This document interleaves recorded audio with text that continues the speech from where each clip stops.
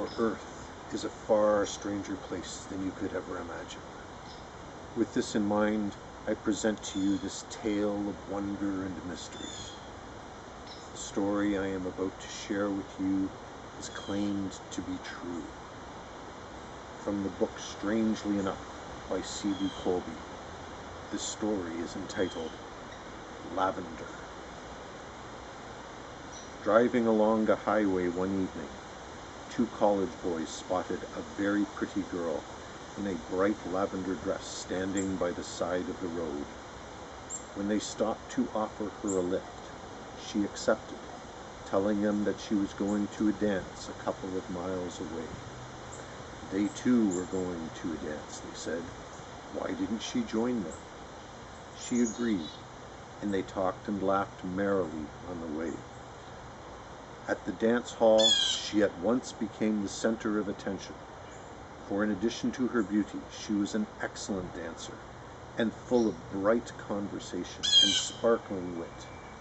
When asked her name, she laughed and replied, "Just call me Lavender," and this air of mystery seemed to add to her charms.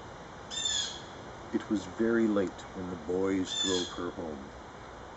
The night air had grown cool, and one of her escorts gave her his topcoat to wear.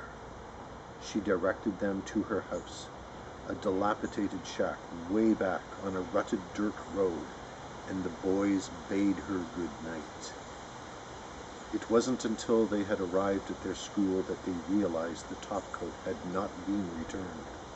The next afternoon they decided they would go back for it. At the shack the next day, a very old woman answered their knock. She knew no Lavender, she said, and the boys described their companion of the previous evening. Recognition came to her withered face. They had described Lily, she told them, and Lily had been dead for many years. She was buried in an old abandoned cemetery down the road. The two flustered boys drove away in stunned silence. It was a hoax, they thought, for what other explanation could there be? A few miles down the dirt road, they noticed the gravestones of the old cemetery. Impulsively, they stopped to look around. There, off to the side, was a small stone with the name Lily. Neatly folded upon the rounded grave was the missing coat.